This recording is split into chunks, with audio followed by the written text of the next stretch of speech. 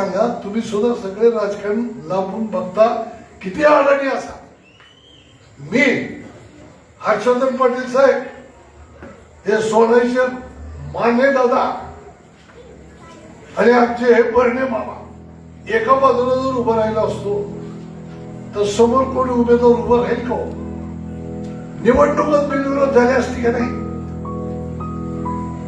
हे साधन तुम्हाला कळतंय, नेत्याला कळत नाही. मी हिस्ट्री सांगतोय, तुम्ही नीट लक्षात घ्या की यांना नेमकं मग काय करायचं होतं, तर यांना गारटकरला उखडून टाकायचं होतं. या गावाने माझं सगळं नेतृत्व मोठं केलं आहे. इथल्या गोरगरीब तरुण पोरांनी माझ्या पाठीशी भक्कमपणे मला सहकार्य केलं. त्यातनं आज गारटकरचं नेतृत्व जिल्ह्यामध्ये मोठं झालं. हे माझं होम पिच आहे, हे माझं गाव आहे. इथं काय चांगली गोष्ट झाली मला जितका आनंद होतो दुसरा कोणाला होत नाही. इथं वाईट घटना कुठली घडली, जेवढं दुःख मला होतं दुसऱ्याला कधी होणार नाही. या इथल्या सामान्य कार्यकर्त्यांनी मोठं केलेलं नेतृत्व या नगरपालिकेत स्वतःला नगराध्यक्षपद मागत नव्हतं.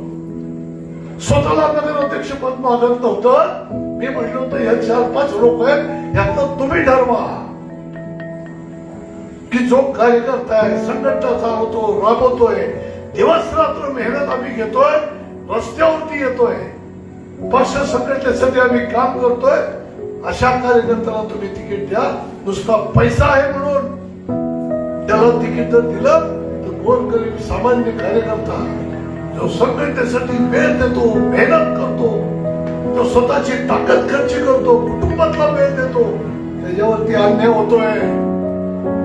आणि मी 45 वर्ष 78-19 पासून आज तागाय फक्त संघटनेतच काम केलेलं आहे. मला संघटनात्मक कामातून जात असल्यामुळे मला संघटनेचं एक वेगळं स्पिरिट माझ्या मनामध्ये आहे. म्हणून मी कार्यकर्त्याला कधी माझ्यावर सोडणार नाही. त्याला भूमिका मी सांगितली. जर तुम्ही हे ऐकलं नाही तर मी माझ्या जिल्हाध्यक्ष पदाचा पक्षाचा राजीनामा देईन. यांनाही सांगितलं, माझ्याही नेत्याला सांगितलं, तरी देखील त्यांनी तो हट्ट सोडला नाही. म्हणून मी जिल्हाध्यक्ष पदाचा आणि असलेल्या पक्षाचा देखील राजीनामा